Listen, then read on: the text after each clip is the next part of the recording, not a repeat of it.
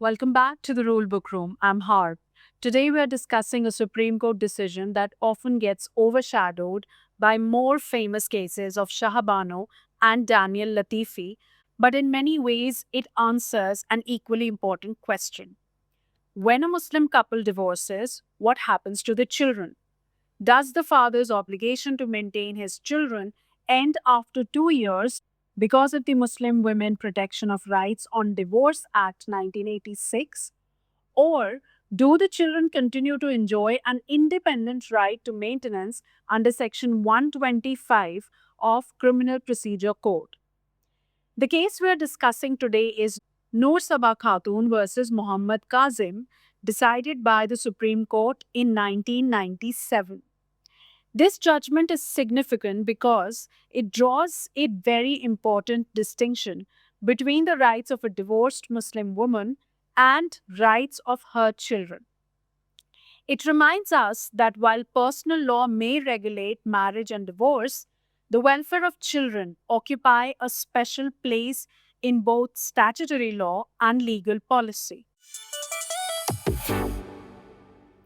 Let's begin with the facts. Noor Sabah Khatun married Muhammad Kazim according to Muslim rites in October 1980. Three children were born from the marriage, two daughters and one son. Unfortunately, the marriage deteriorated. According to Noor Sabah, disputes arose between the spouses and eventually she was turned out of the matrimonial home along with her three young children. At that time, the children were extremely young, approximately 6 years, 3 years, and 1.5 years old. The husband allegedly refused to maintain either his wife or the children. To make matters worse, after separating from Noor Sabah, the husband contracted a second marriage. Faced with the responsibility of raising three young children without financial support, Noor Sabah approached the court under Section 125 of the Criminal Procedure Code. Now, Section 125 CRPC is one of the most important welfare provisions in Indian law. It is not concerned with religion. It is not concerned with personal law. It is not concerned with theological debates. Its objective is straightforward: to prevent destitution and vagrancy by a person who has sufficient means, support those whom the law recognizes as dependent upon him. Noor Sabah therefore sought maintenance for herself and for all three children. The judicial magistrate favored her. The court concluded that the husband had neglected and refused to maintain his wife and children despite having sufficient means. Maintenance was therefore awarded. The wife was granted rupees 200 per month and each child was granted rupees 150 per month. At first glance, that appears to be end of the story. But then a crucial development occurred. The husband divorced Noor Sabah, and after obtaining the divorce, he filed an application seeking modification of the maintenance order. His argument relied upon the Muslim Women Protection of Rights on Divorce Act 1986. Now, to understand why this argument was raised, we need a little historical background. The 1986 Act was enacted after the famous Supreme Court decision in Muhammad Ahmad Khan versus Shah Bano Begum. In Shah Bano, the Supreme Court had held that a divorced Muslim woman could claim maintenance under Section 125 CRPC if she was unable to maintain herself. The judgment generated enormous political controversy. In response, Parliament enacted the Muslim Women Protection of Rights on Divorce Act 1986. But much of the public debate surrounding the act focused on divorced Muslim women. But Noor Sabah Khatun raised a different question. What about children? Were children's maintenance rights also affected by 1986 Act? The husband argued that they were. His argument centered on Section 3, subsection 1, Clause B of the 1986 Act. This provision states that a divorced Muslim woman is entitled to receive a reasonable and fair provision and maintenance from her former husband for maintaining children born to her before or after divorce for a period of 2 years from the dates of their birth. According to the husband, this provision meant that maintenance for children was available only up to the ages of 2 years. The magistrate rejected this argument. The revisional court also rejected it. Both courts held that children's right to maintenance under Section 125 CRPC remained intact. However, when the matter reached the High Court, a different view emerged. The High Court accepted the husband's argument. It reasoned that because Section 3, subsection 1, clause B specifically mentioned maintenance for children for 2 years from their birth, children of divorced Muslim parents could not claim maintenance beyond that period under Section 125 CRPC. As a result, two of the children were denied maintenance altogether because they had already crossed 2 years of age when the application was filed. Only the youngest child was granted maintenance up to her second birthday. Naturally, this raised a serious legal issue, and that issue eventually reached the Supreme Court. The central question before the court was simple but profound. Does Section 3, subsection 1, clause B of the Muslim Women Act restrict or extinguish the independent right of children to claim maintenance under Section 125 CRPC? Or does Section 125 CRPC continue to operate independently despite the 1986 Act? Justice A.S. Anand, speaking for the court, began by carefully examining the purpose of the 1986 Act. This is where the judgment becomes a masterpiece in statutory interpretation. The court first looked at the title and the preamble of the Act. The legislation is called Muslim Women Protection of Rights on Divorce Act 1986. The preamble states that it is an act to protect the rights of Muslim women who have been divorced. Notice the emphasis. The act is about divorced Muslim women, not children, not parents, not the entire family. The court emphasized that the legislation was enacted specifically to address issues arising out of the Shah Banu controversy. Importantly, Shah Banu itself did not involve the maintenance rights of children. Therefore, the court reasoned that Parliament was not attempting to regulate the maintenance rights of children when it enacted the statute. This reasoning is important because courts often begin with legislative purpose before interpreting specific provisions. Next, the court examined Section 3, subsection 1, clause B itself. The husband argued that provision creates a complete code for child maintenance. The Supreme Court disagreed. The judges carefully analyzed the language of provision. They pointed out that maintenance under Section 3, subsection 1, clause B is granted to the divorced woman herself. The provision recognizes that a divorced mother may be caring for an infant child.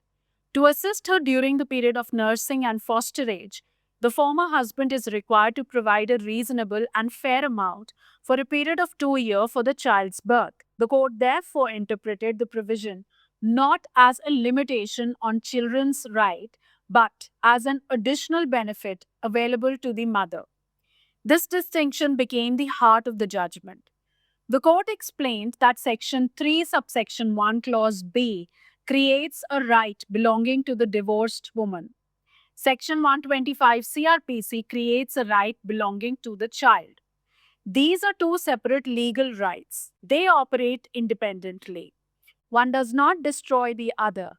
The court emphasized that the maintenance award under Section 3, subsection 1, clause B is essentially support provided to the mother for the care and nurture of infants during the earliest years of life. It is not a substitute for the father's continuing obligation to maintain his children. The Supreme Court then turned to Section 125 CRPC itself. The court reminded us that Section 125 is a secular provision. Its application does not depend on religion. The obligation imposed by Section 125 CRPC falls upon all fathers who possess sufficient means. A Muslim father is no exception. A Hindu father is no exception. A Christian father is no exception. The provision exists because society recognizes that children are vulnerable and require protection. The court used particularly strong language here. It observed that denying maintenance to children merely because they were born to Muslim parents would be unreasonable, unfair, inequitable, and even preposterous. That choice of words tell us how seriously the court viewed the matter. The judges were unwilling to read the 1986 Act in a manner that would strip children of welfare protections unless Parliament had clearly expressed such an intention. And Parliament had not done so. The court therefore applied a well established principle of interpretation. Beneficial legislation should not be curtailed by implication. If Parliament wishes to take away an existing welfare right, it must do so clearly and explicitly. Courts will not infer such an interpretation from ambiguous language. The judgment then moves beyond statutory interpretation and into broader legal principles. The court observed that even under Muslim personal law itself, the father's obligation to maintain his children is fundamental. This is an important aspect of the case because it rejects the false assumption that personal law and child welfare necessarily conflict.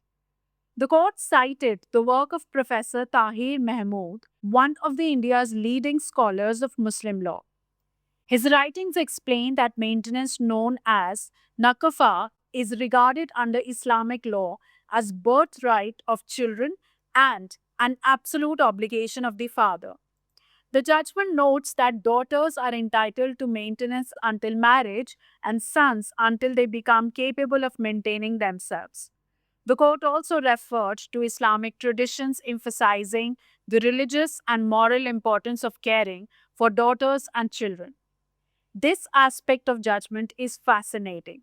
Rather than treating the Muslim personal law as an obstacle, the court demonstrated that the principles of child welfare embodied in Section 125 CRPC was actually consistent with the underlying values of Islamic jurisprudence. In other words, statutory law and personal law were working in harmony rather than conflict. The court then addressed another argument. The husband suggested that because the mother had custody of the children, he should not be compelled to maintain them. The court rejected this contention. It held that a father cannot escape responsibility simply because children live with their mother after divorce. If he wishes to assume custody and personally maintain them, he may seek custody through appropriate legal proceedings. But until that happens, his financial obligations continues. Divorce may terminate the marital relationship, it does not terminate parenthood. That idea runs throughout the judgment. Finally, the court formulated its holding. The Supreme Court held that right of minor children to claim maintenance under Section 125 CRPC remains completely unaffected by Section 3, subsection 1, clause B of the Muslim Women Protection of Rights on Divorce Act 1986. Children of Muslim parents are entitled to maintenance until they attain majority or become capable of maintaining themselves. In the case of daughters, the obligation continues until marriage. The maintenance granted to a divorced Muslim woman under Section 3, subsection 1, clause B for the first 2 years after the child's birth is merely an additional right available to the mother and does not replace or restrict the independent rights of the child. As a result, the Supreme Court overturned the High Court's interpretation and restored the children's entitlement to maintenance. Why is this judgment important today? Because it firmly establishes that children's welfare occupies a special place in the legal system. The court refused to allow technical interpretations of personal law legislation to undermine the basic protection available to children. It reinforced the idea that maintenance is not a privilege granted at the discretion of the parents. It is a legal entitlement flowing from the child's dependency and the parent's obligation. The case also demonstrates that Supreme Court's broader approach to family law during the post Shah Bano period. Rather than viewing personal law and welfare legislation as mutually exclusive, the court sought an interpretation that respected both.